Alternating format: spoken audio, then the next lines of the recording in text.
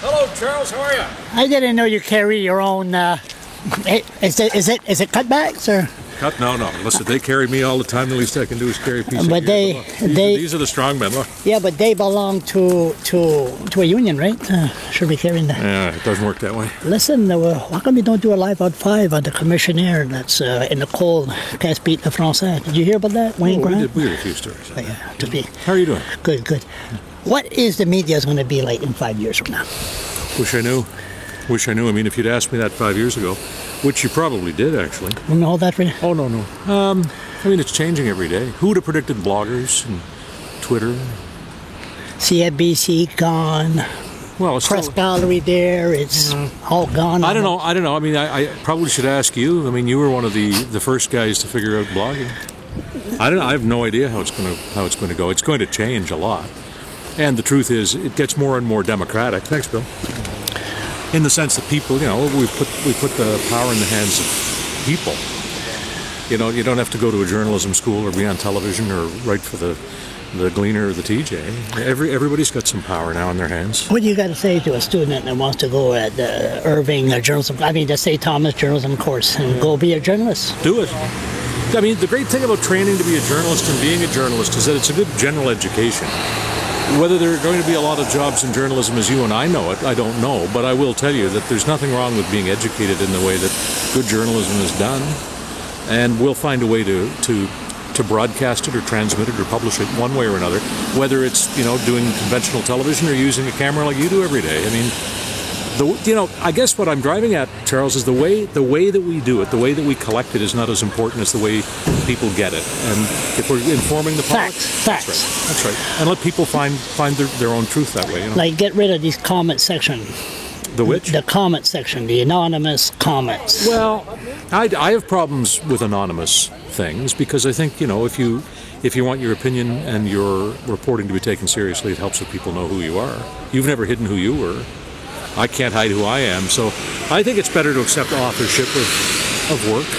One more thing. Having said that, open line shows for many years. We don't have that no more. No, well, but that was also another form of very democratic expression, and sometimes you knew who was on there, and sometimes you didn't. But I remember back in the day in Fredericton here, the great open line shows on CFNB. Brad Woodside. Brad was a host, and who was the other? The open line voice in Fredericton for many years. Come on. Send me that picture. Yeah, that's right. This is our imitative life. Yeah, there it is. I'm being sabotaged here. That's right. But you ask a question because this is all part of the media too. Oh yeah, I know. This is you talking to me. Yeah, I know. Please send me that picture. Yeah. Steve has my email. Yeah. Gary McDonald. He's going to retire next week, or is he gone now? I think they had a party for him a day or two ago, maybe a week ago. But again, to me, Charles, I mean, the way the media change, it's only of interest to those of us who do it. The consumers, the people who want the information, they'll get it any way they can find it. Hopefully they get reliable sources. That's all I worry about. Because an awful lot of what I see, out there in some social media is not very accurate, not very responsible. Facebook, Twitter, short, to the point. Yeah, but again, self-published. It makes everybody a journalist. I don't know if it makes them all reliable, though, Yeah, like me. People say I'm not a journalist. I'm a pain in the ass. Well, you may be both, though. I mean, I don't think it's... I mean, I think blogging is journalism. It's a different kind of journalism. It needs to be respected for what it is. It's very democratic. The power's in your hand. You know David Carr, remember him? Yes. And I first time I ever seen him once said what is it called? The Mike Duffy... not the Mike Duffy. The... award there, journalism. What's his name? The Atlantic Journalism Award. Yeah. And he was there, and I said, "What's a journalist?" He said, "Well, like somebody like you to step forward and ask questions." Well, I mean, in the beginning, the journalist was the person who recorded something and then, passed on the information to other people, and that's still the essential definition of a journalist. Ask some questions. No, I'm going to ask a question, then we'll be all done.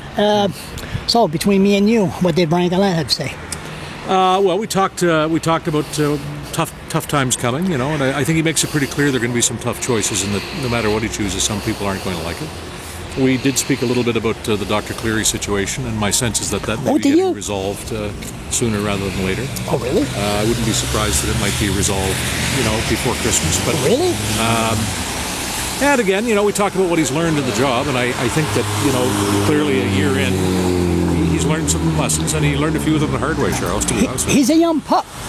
Well, I mean, he's the youngest of the current crop of premiers. Single, no distraction, no kids. Sure. He can focus on the job in line. Sure. But again, I don't know, age is only one of the factors that needs to be considered when you're assessing a person. And, youthful people have more energy, older people have more experience. I don't know.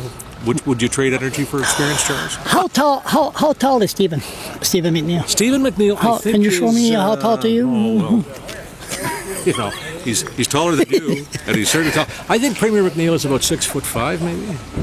He's tall. Tallest guy. man. He's the tallest man in most rooms. Listen. Merry Christmas. Always a fun to was talk good. to you. I've been talking to you Always. for how many years now? I know, 2 years. Oh, Send me- two? Oh, 2 or my. 3, I don't know. 2 or 3? Okay, let me shut this down.